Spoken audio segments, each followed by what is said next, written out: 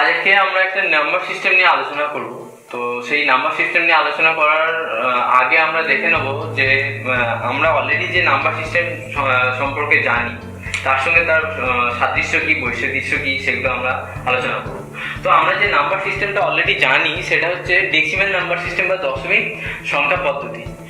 তো decimal number সিস্টেমের সঙ্গে আমরা যে নতুন নাম্বার সিস্টেমটা শিখবো সেটার কি সাদৃশ্য বা বৈসাদৃশ্য সেগুলো দেখা যাক।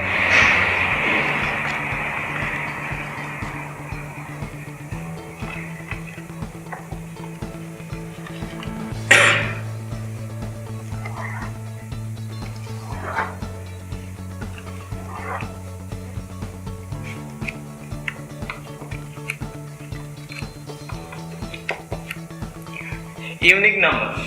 তো প্রত্যেকটা নাম্বার সিস্টেমের কতগুলো ইউনিক নাম্বার হয়, অর্থাৎ ইউনিক নাম্বার মানে হলো যে নাম্বারগুলো অন্য কোনো নাম্বারের বা সংখ্যার সাহায্যে তৈরি নয়। তো সেরকম ডেসিমেল নাম্বার সিস্টেম বা দশমিক সংখ্যা পদ্ধতিতে যে ইউনিক নাম্বারগুলো আছে সেগুলো হলো 0, 1, 2, 3, 4, 5, 6, 7, 8, 9। ঠিক তেমনই বাইনারি নাম্বার সিস্টেমের ক্ষেত্রে যে ইউনিক নাম্বারগুলো হলো 0 আর 1। তো দেখা যাক ইউনিক নাম্বার বলতে কি। দেখো, এক কিন্তু অন্য কোনো নাম্বারের সাহায্যে তৈরি নয়, ওটা একটা সিঙ্গেল নাম্বার, ওটাই ইউনিক নাম্বার। এই ঠিক তেমনি 0 থেকে 9 পর্যন্ত কোনো সংখ্যাগুলোই অন্য কোনো সংখ্যার সাহায্যে তৈরি নয়। কিন্তু এরপর থেকে যে যে নাম্বারগুলো আমরা পাই আপ টু ইনফিনিটি পর্যন্ত সবগুলোই এদেরই সমন্বয়ে তৈরি, তাই এইগুলোকে ইউনিক নাম্বার বলা হয়।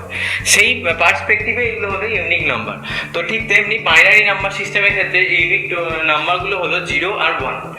তো দেখা যাক যে এই টোটাল নাম্বার, তাহলে total number of unique number decimal number সিস্টেমে কত। তো 0 to 9 total number of unique number হচ্ছে 10টা। তো সেটাকে আমরা এখানেতে কি বলি, সেটাকে আমরা নাম্বার সিস্টেমের ভাষায় বলা হয় বেস বা radix.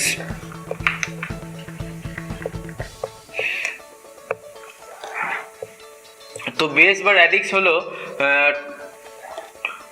Total number of unique number. কত? ডেসিমেলের ক্ষেত্রে হলো 10। ঠিক তেমনি বাইনারি ক্ষেত্রে হলো 2।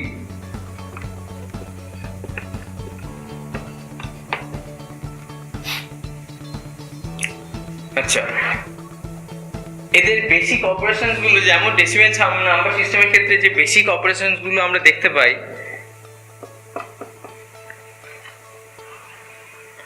সেটা হচ্ছে অ্যাডিশন, সাবট্রাকশন, মাল্টিপ্লিকেশন আর ডিভিশন। ঠিক তেমনি বাইনারি নাম্বার সিস্টেমের ক্ষেত্রেও আমরা সেই সেম সবগুলোই দেখা যায়, অর্থাৎ অ্যাডিশন, সাবট্রাকশন, মাল্টিপ্লিকেশন আর একটা হচ্ছে ডিভিশন।